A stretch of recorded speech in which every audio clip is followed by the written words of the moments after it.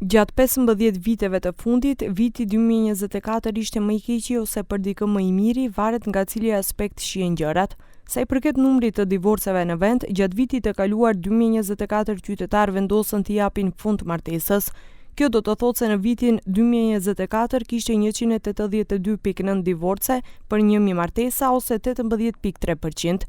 Ky është numër rekord sa i përket përqindjes së divorceve në raport me martesat, por nuk është shifra më e keqe në aspekt të numrit absolut të divorceve. Rekordin sipas këtij kriteri e mban viti 2014, kur kishte 2210 divorce.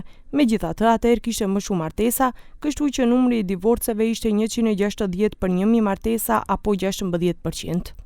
Por nëse i pyesni bashkëqytetarët tanë se cili është sekreti për martesë të suksesshme, secili ka mendim të ndryshëm. Visoka tolerancija. Жената можеш да ја слушаш. Сега жените се слушаат највише. Меѓусебна доверба. Врска немаме. Нема врска, точно. Прашање. На успешен брак. Не знам што. Разбирање. Договор добар, да нема карање, ние станно се караме секој ден. И така натака. А според вас, која е тајната на успешниот брак? Тајната според мене е да се сродни душите, да можат партнерот да го прати и едниот и другиот. Например, јас сакам патувања. Мојот сопруг е повеќе за градби на куќи, за Попустивост. Толеранција. Од двете страни или од... Па од двете страни, од едната малце поише треба. Прва љубов, разбирање, симпатија и толеранција. поштовање, да си поќутиш. Меѓусобно поверење и толеранција и љубов.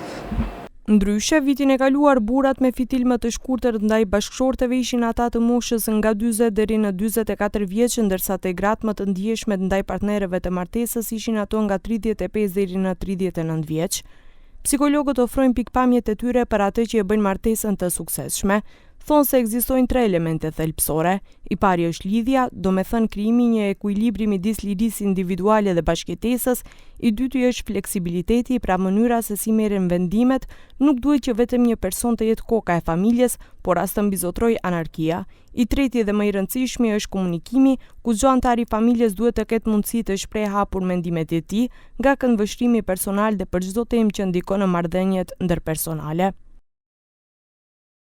Тајната на бракот е во балансот помеѓу сопствените потреби, потребите на другиот, што за мене како индивиду е важно, што е како за заедницата важно. Значи, како што нашиот народ вели, златна средина, која што бара напор од сите страни за да се одржува. Përndryshe, derisa numri i divorceve ndryshon nga viti në vit, ndonjëherë më shumë, ndonjëherë më pak, ekziston një tjetër prirje dhe ajo është ulja e numrit të martesave.